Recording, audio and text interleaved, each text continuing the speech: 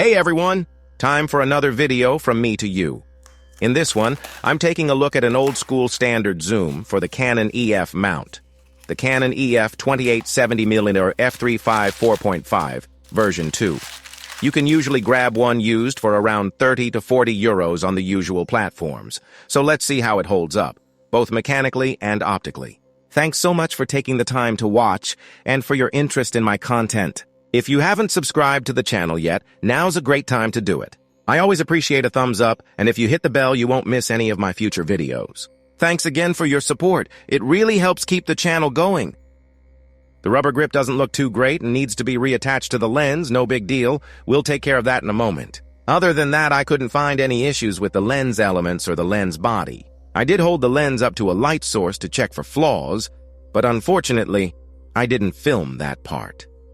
This version of the 2870mm was introduced in 1988 and replaced the first version, which had only come out a year earlier. According to Canon's Lens Hall website, this second version features an aspherical element to improve optical performance. Canon states, "By adopting an aspherical optical lens and a unique three-group zoom optical system, the lens can be used like a standard zoom lens by anyone due to its compact size and excellent operability, such as the overall length not changing even when zooming." Here are the full tech specs, but the key ones are 285 grams in weight, 52mm screw-in filter size, a minimum focusing distance of 39 centimeters, about 7.7 centimeters in length, and a smallest aperture of f/29.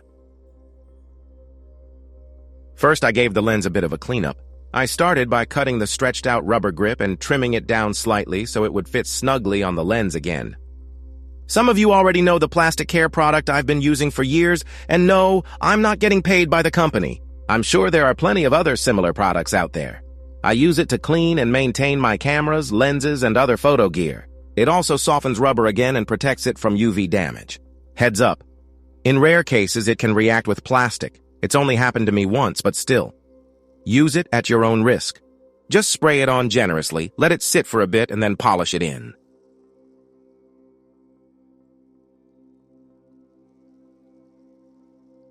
I also treat the plastic parts of the lens. To do that, I spray a bit of the plastic care product onto a polishing cloth and gently work it into the lens's plastic surfaces. It takes a bit of time, but in the end, the 2870 shines like new again. Next, I glued the rubber grip back onto the lens. Since I used super glue, I wore gloves to protect my hands. Unfortunately, I wasn't as precise as I should have been, and some glue marks ended up on the lens body. Pretty annoying. Looks like I'll need to treat the rubber grip with plastic care one more time. It's already looking better than before the first application, but it still looks a bit dull. Aren't YouTube videos supposed to look perfect? Oh wait, that's Instagram. Round 2 of lens care? Now let's take a look at the functions and controls on this lens.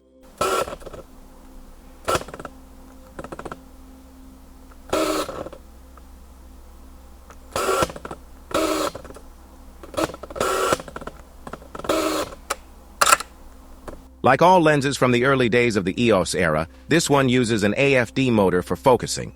That stands for arc form drive. It's definitely audible when autofocus kicks in, and you can't override it manually while it's active.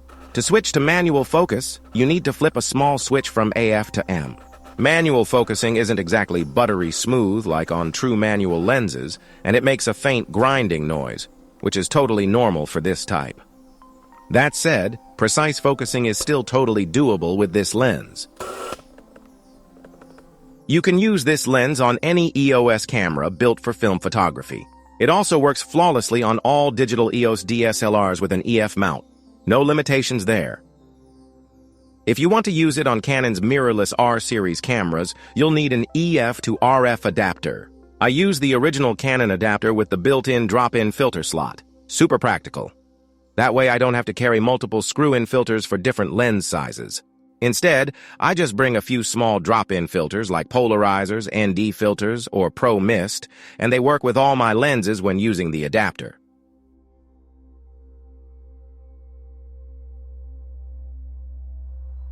Before I share my thoughts on the optical performance, here's a quick autofocus test. Of course, AF speed also depends on the camera you're using. In this case, I'm testing it with my Canon EOS R5. This setup was definitely a bit of a stress test for the autofocus. The motor had to quickly shift focus from infinity to somewhere between 40 and 90 centimeters. Sure, it's not as fast as the latest lenses with modern AF motors, but in my opinion, it's still more than good enough for most types of photography. Maybe just not ideal for sports or birding. That said, the autofocus was very accurate and only had to hunt twice. Pretty solid performance if you ask me. What do you think? Let me know in the comments.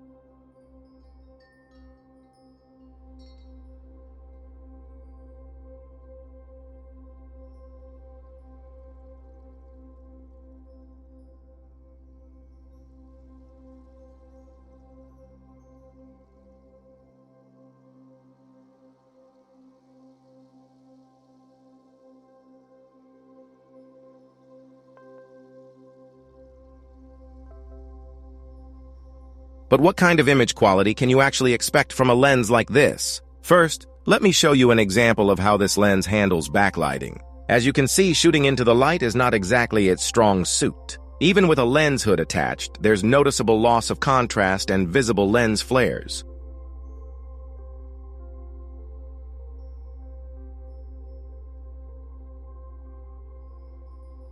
Distortion at 28mm is clearly visible and has a noticeable barrel shape.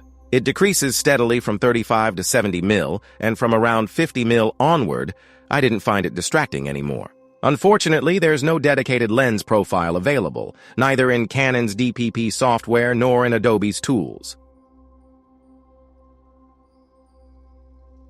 I experimented with a few lens profiles in Lightroom and found that the RF28 to 70mm f2.8 profile actually works quite well. It corrects the distortion nicely and also helps reduce the fairly strong vignetting this lens tends to show. Of course, you can always adjust these image flaws manually if you prefer.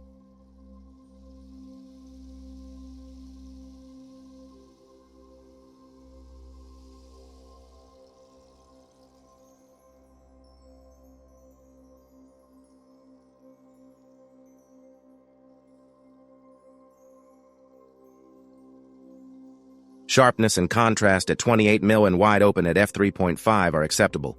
However, as you can see in this direct comparison, stopping down to f8 gives a noticeable boost in overall image quality.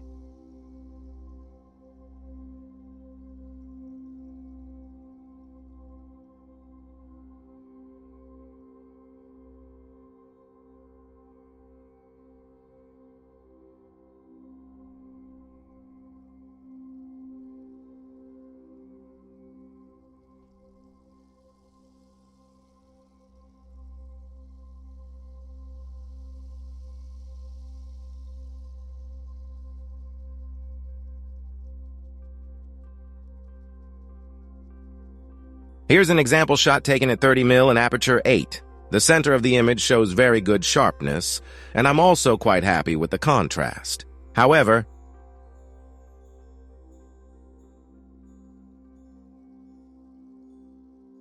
and this seems to be a general issue with this lens at focal lengths up to around 50mm, I wasn't able to get consistent corner-to-corner sharpness. So if you need even sharpness across the entire frame, I wouldn't recommend this lens for wide-angle work. That's a shame, because it's compact and lightweight, which otherwise makes it a great everyday option.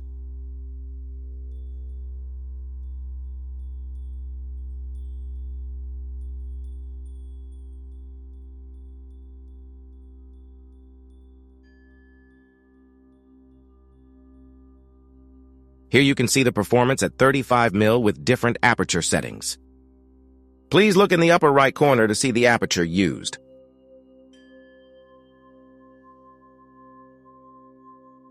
The best results are achieved at f11, where the lens performs at its best. I would avoid using f16 and especially f22, as diffraction noticeably reduces sharpness at these smaller apertures.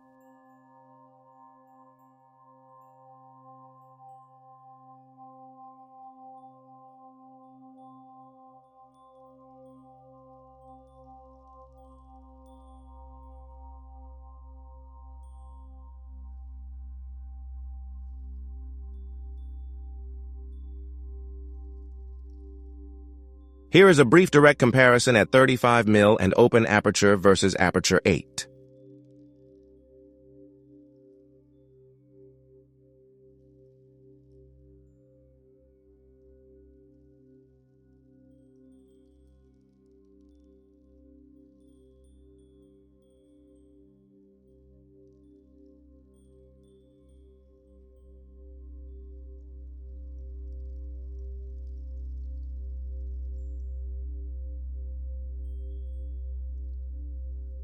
At focal lengths around the standard 50mm range, you'll also need to stop down to f11 to get the best possible corner sharpness. The corners definitely look much better than in the wide-angle range, but they never quite reach that razor-sharp level.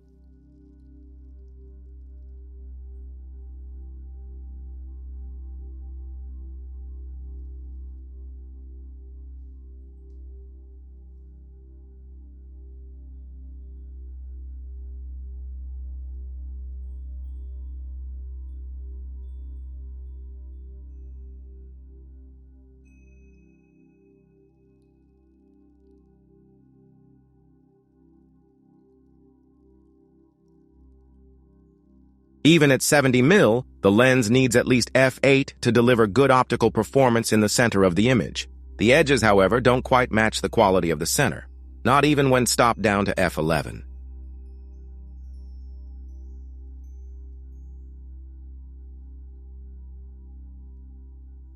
This late 80s lens is compact, lightweight, and very affordable on the used market. Mechanically, it has held up well for its age, and with a bit of cleaning and care, it still looks great and functions reliably. When it comes to optical performance, it's a bit of a mixed bag.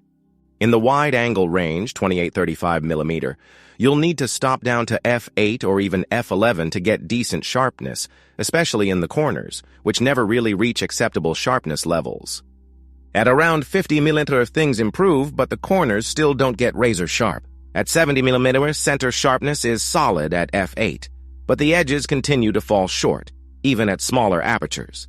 Contrast is good when stopped down, and overall image quality is just about fine for casual photography or vintage-style shooting, but definitely not for situations where edge-to-edge sharpness is critical. Autofocus is slow and noisy by today's standards, but it's accurate. Manual focusing works, though it feels a bit rough and mechanical. Compatibility is excellent with both film and DSLR Canon bodies, and it works great on mirrorless R-series cameras too, provided you use an EF to RF adapter. I personally recommend the version with drop-in filters. So is it perfect? No. Is it usable? With limitations, yes, especially considering the price. If you're after a compact all-round zoom with vintage charm, and you're okay with making a few optical compromises, this lens might work for you, especially if you put some work into editing the images. Here you've just seen a few edited raw files.